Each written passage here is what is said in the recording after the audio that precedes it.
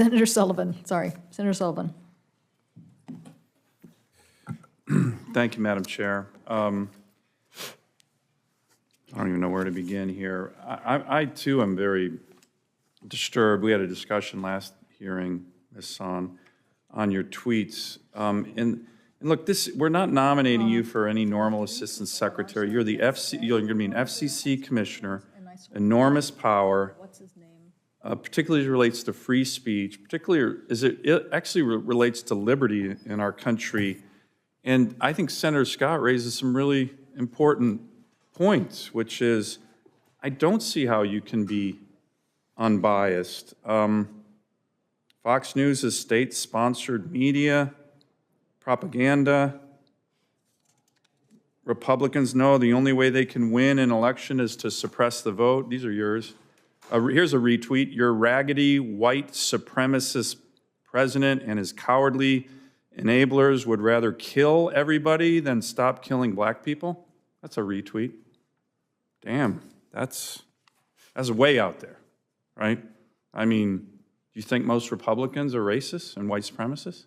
Absolutely not, Senator Sullivan. That's kind of what you're No, I don't. I'm not familiar with that tweet, but I'm happy to look at it. Remember retweeting that one? I do not. I've tweeted probably over 10,000 times, so I don't remember.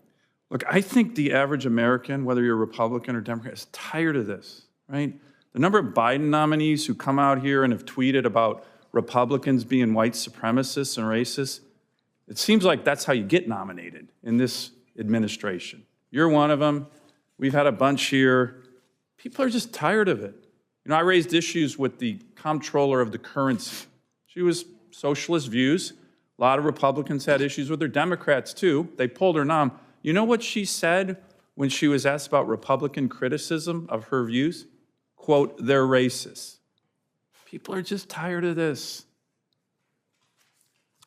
Do you have a view on that? You think all Republicans are racist?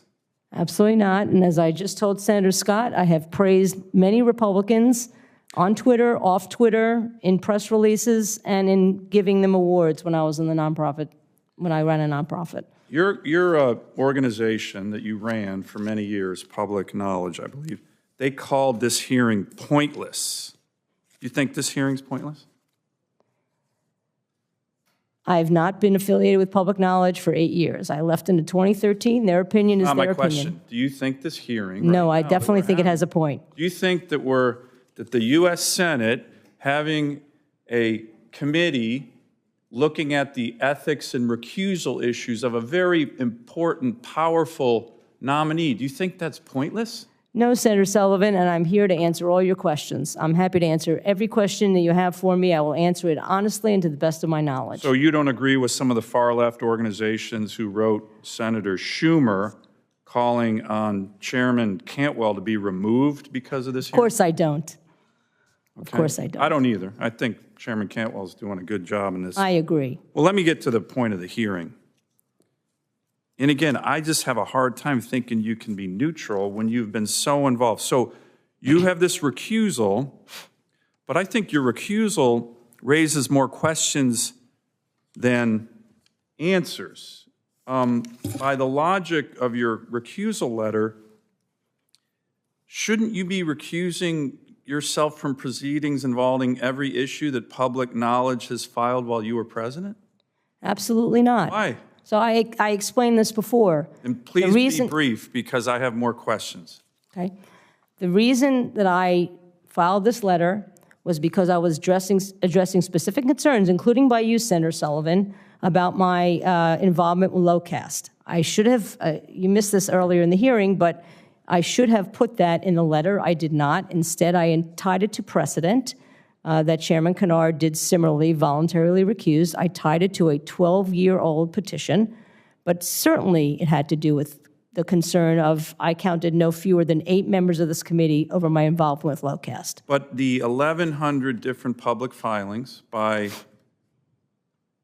Public Knowledge all go to the heart of matters in which you're going to be empowered to rule on.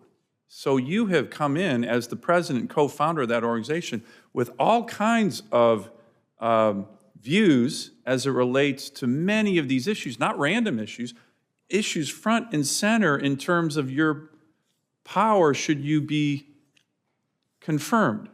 So isn't that the definition of meaning that you need to be recused? I actually think the recusal here is just the tip of the iceberg as it relates to the locust settlement. I think you should be recused on the 1,100 public filings in which, and if that's the case, you might as well not even be confirmed because you weighed in on almost everything. Why shouldn't you recuse yourself on everything else you've weighed in? Senator, this is a voluntary recusal. I have other examples as well on a very narrow issue that is directly tied to my you're not answering involvement my with question. LOCAST. You're not answering my question. Senator You've weighed Sullivan- in on. Senator Yes, Sullivan, Madam Chair.